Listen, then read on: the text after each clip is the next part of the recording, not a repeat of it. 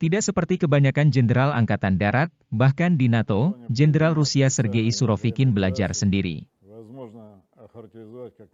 Dia menempa visi militer untuk abad ke-21, di mana keunggulan kekuatan udara tidak boleh diabaikan. Itu sebabnya dia mengejutkan semua orang dengan metodenya paling modern. Memperoleh supremasi udara di seluruh wilayah Ukraina dengan menetralisir pertahanan anti-pesawat kini menjadi salah satu prioritas Jenderal Sergei Surovikin. Berikut ini catatan Valentin Vasilescu, analisis militer Rumania, metode Surovikin yang diterapkan di Ukraina. Komando negara NATO yang mengikuti tindakan pasukan Rusia di Ukraina secara rinci telah mengamati banyak perubahan dalam metode pertempuran selama 2 bulan terakhir. Misalnya, sejak penunjukan Jenderal Surovikin sebagai Komandan Operasi Khusus, drone kamikaze Geran beroperasi sendiri atau bersamaan dengan rudal jelajah Angkatan Laut dan Udara. Tapi hanya di malam hari dan hanya jika tidak ada awan di langit. Alasannya mudah dicurigai jika diingat bahwa pada 1 Desember, pesawat ruang angkasa Soyuz 2-1B yang membawa satelit militer canggih yang berat diluncurkan dari Kosmodrom Plesetsk.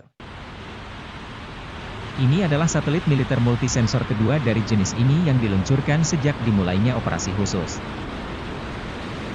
Pertama, kita perlu memahami bahwa target infrastruktur kritis Ukraina bukan di daerah pedesaan, tetapi di sekitar kota-kota besar.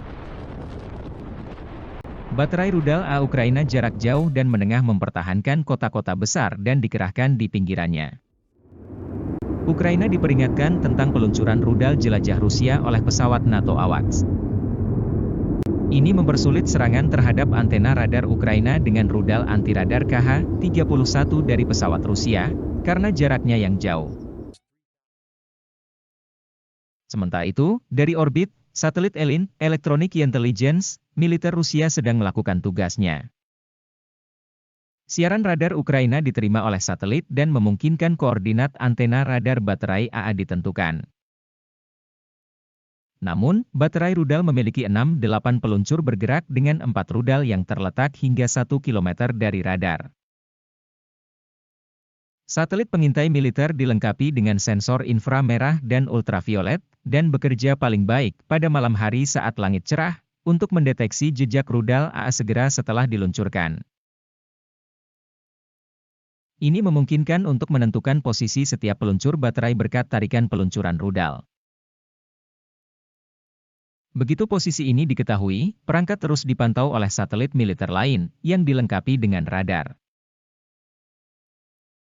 Bahkan jika peluncur disembunyikan di dalam gedung, radar satelit dapat melihat, menembus beton setebal 20 hingga 30 cm.